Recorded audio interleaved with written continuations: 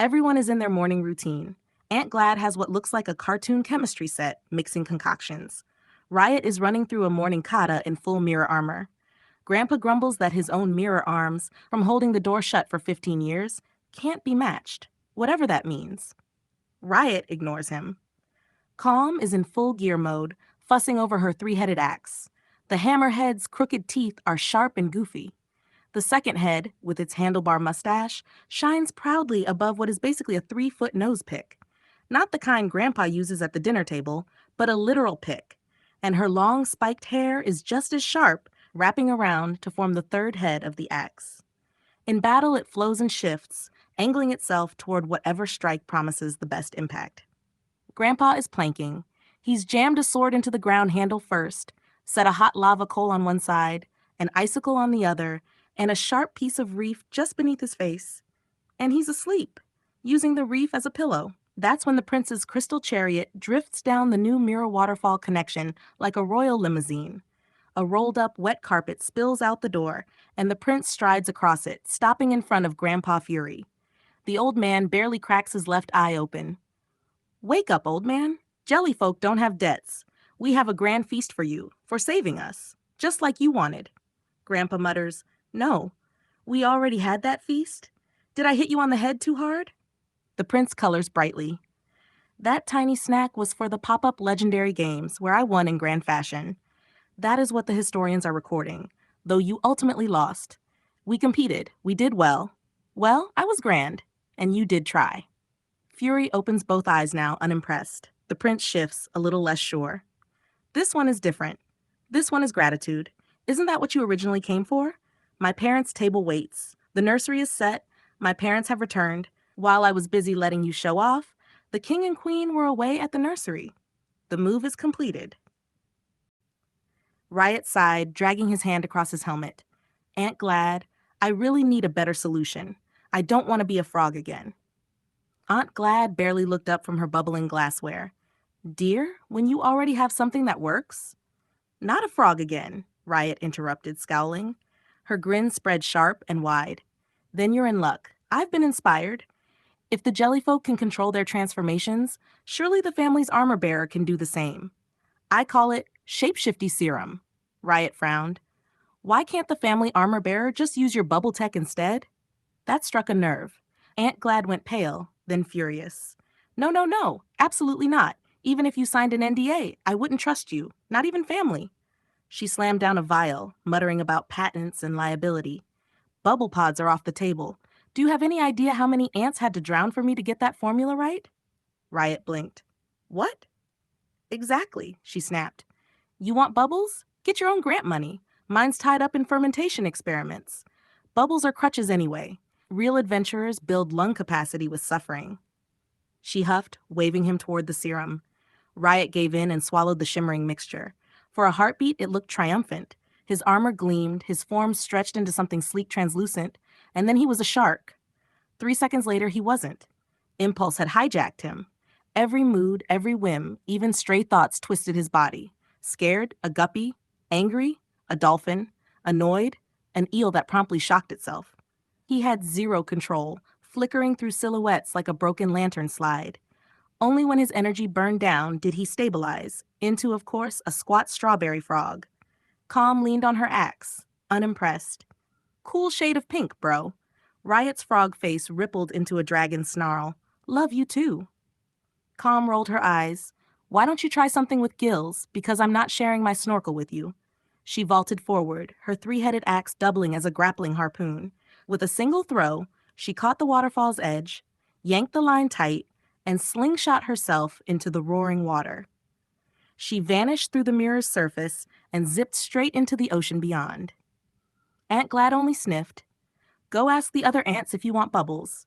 I'm putting in a patent claim." Aunt Glad floated in her own bubble sphere, smug as ever. Riot lagged behind, shifting uncontrollably. One moment a frog, the next a random sea creature that made notes for efficiency. Grandpa Fury cut straight through the water, never pausing for breath. His arm, still marked by the years he'd held the mirror realm door shut, moved as if air was no longer required. Calm followed, weapon locked in snorkel harpoon mode, each thrust of the axe pulling her forward with precision. The prince's submusine tugged baskets behind it, ropes straining in the current. Aunt Glad had secured the line herself but refused to climb inside. None of them did. They preferred the water. The reef castle emerged like a vision, not just glowing arches and coral spires, but alive with bubbles. Massive air pockets shimmered under domes of woven kelp and shell. Some floated free like chandeliers, others anchored into the coral outcroppings. To an outsider, it looked chaotic, but together the pieces formed a second city nested inside the first.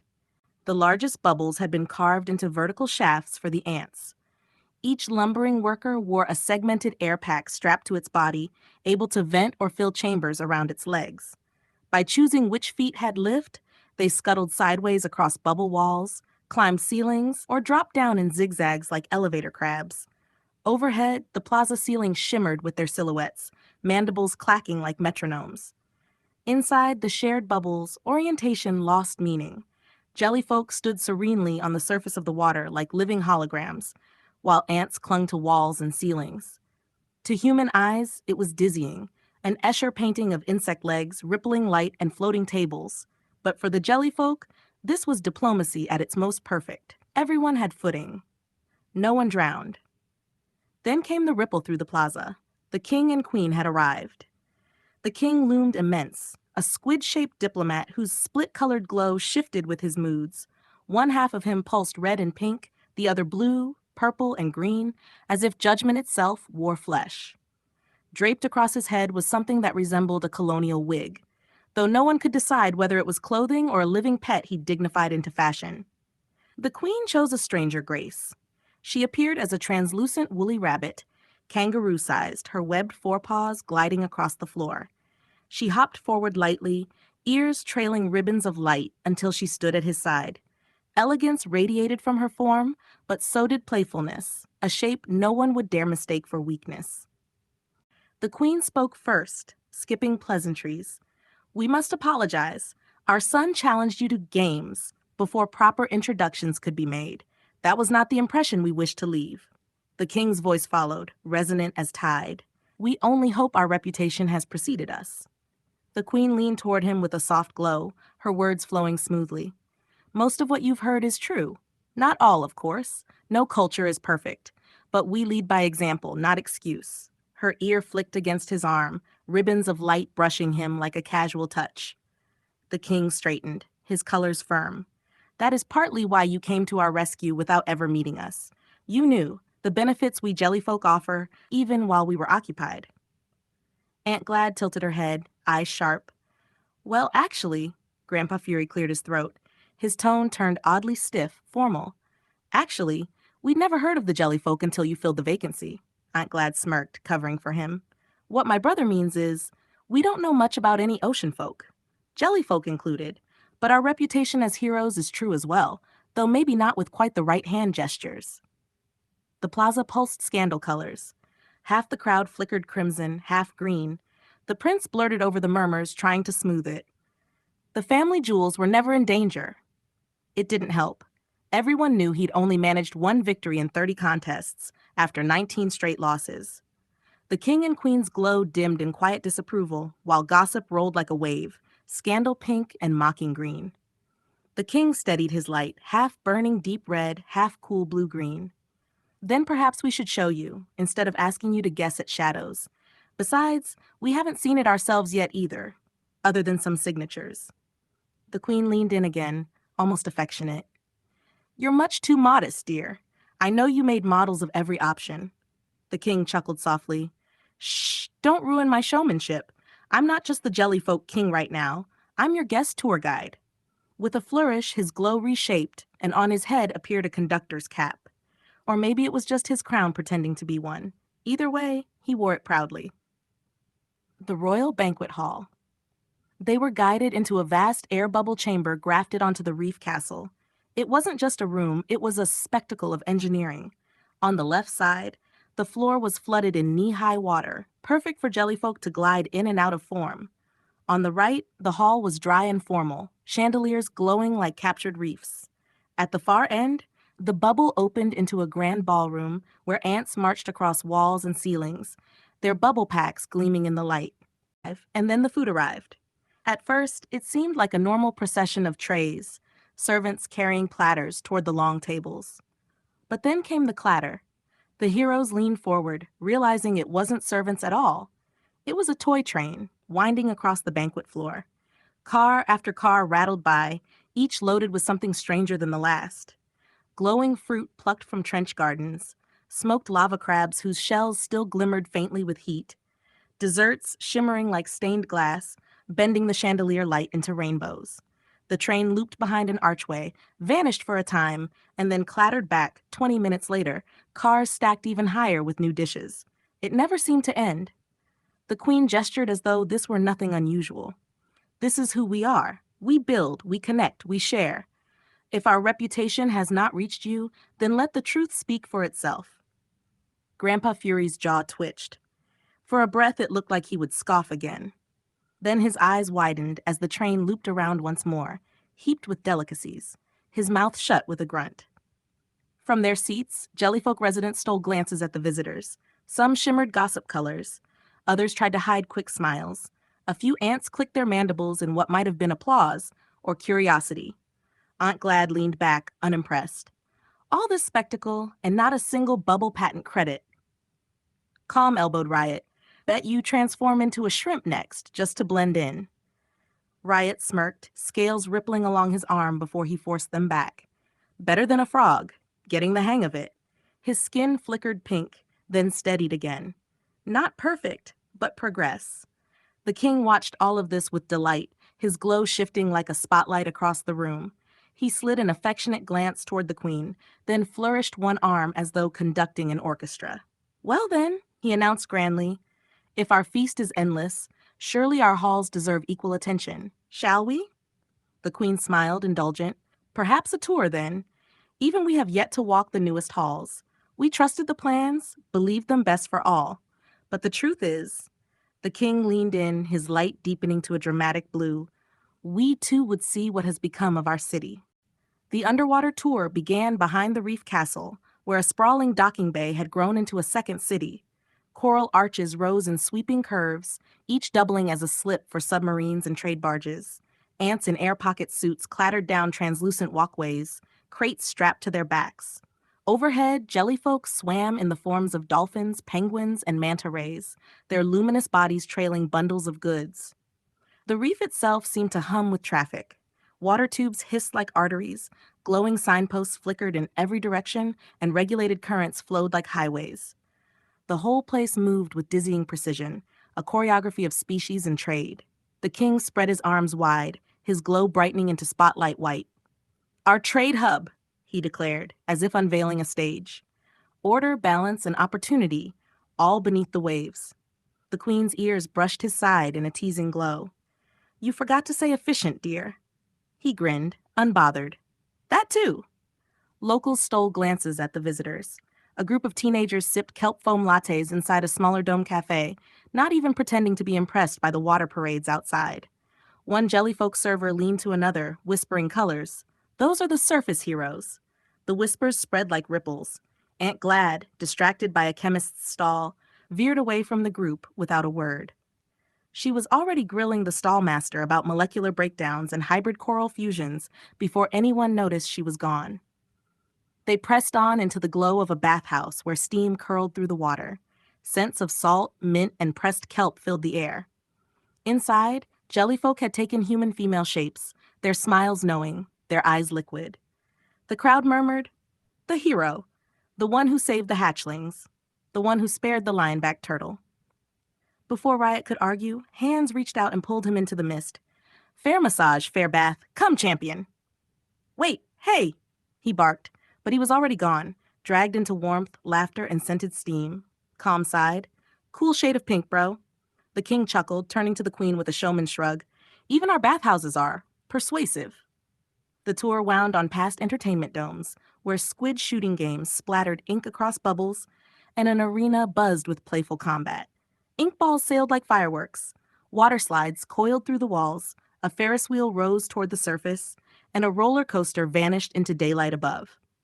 At last, they reached the sanctuary, lionback, tigerback, and bareback turtles gliding through long seagrass beds. Their eggs lay clustered under round-the-clock watch. Calm gasped when she spotted the familiar shell of the turtle Grandpa Fury had tossed aside in episode 5, back again, following the jellyfolk as always. The royals didn't need to boast. The reef itself spoke louder than words. They had turned the impossible into everyday life. Everyone seemed impressed. Everyone except Grandpa Fury, who stood stone-stiff and aloof, as though even wonder couldn't touch him. The king raised one arm in a slow, glowing sweep. And now, one of the most important living spaces of all, the reef itself. The queen's light shimmered soft and steady. You must understand, the Order of Reef Thieves is not because of us, but because of what we've built together. Trade runs clean. The currents are steady. Grandpa Fury squinted. Did you say the reef thrives? Or did you mean to say the reef thieves? A ripple of scandal colors flickered across the plaza. The king's glow shifted jade green. Yes, the reef thieves were once an issue. But alas, bureaucracy. We hired them. Aunt Glad raised an eyebrow, intrigued despite herself. The king puffed brighter, theatrical. We went to the parent order and brought them on as reef security. Grandpa barked a laugh. Thieves as security? That's what you call them? Where I'm from, we just call that a union with knives. Aunt Glad snorted. Better union than most miners. Grandpa wasn't done. The Order of Reef Thieves? Ha! That's like calling a shark a lifeguard. The queen chuckled, leaning against the king's arm with affectionate ease. Yes, yes, a shark would be a very fast-swimming lifeguard. Land dwellers do talk so differently from us. The king pressed on, still glowing jade, though amusement pulsed at the edges. It works twofold. One, they already had the skills. And two, anything they foil, they still get to be thieves. Funny part is, it's all become a kind of game with the guilds. The best are sent in, and when they're caught, most pick to join us rather than face jail. Many have families now. Some work in father-son duos. The queen added gently, it is a way out of a life. Order through opportunity. Their glow softened together, a rare moment of shared pride that made the exchange almost tender. A jellyfolk attendant pulsed forward, cheerful as a theme park guide.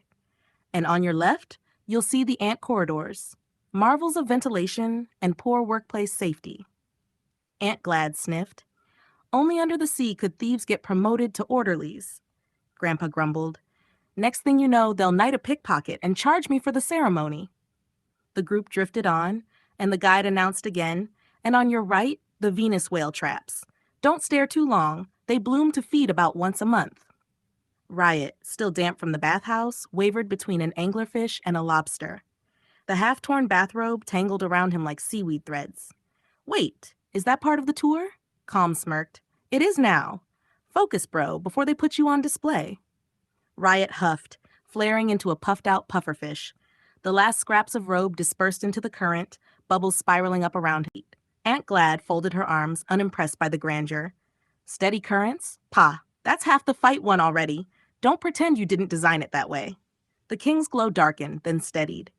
And yet we wonder, your companion, he nodded toward Fury, he does not seem delighted.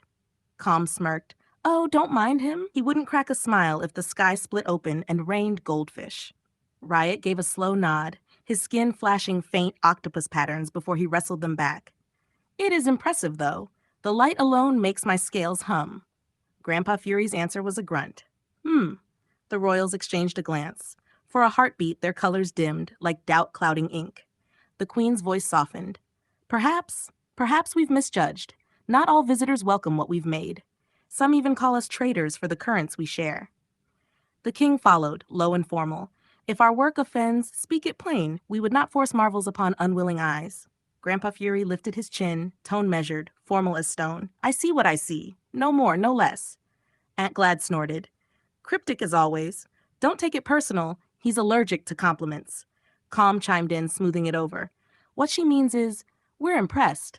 Honestly, this is beyond anything we've seen. Riot added, yeah, let him sulk. You've built something worth showing off. For the first time that evening, a flicker of warmth passed between the royals and their guests. The unease didn't vanish, but it thinned, replaced by a faint glow of invitation.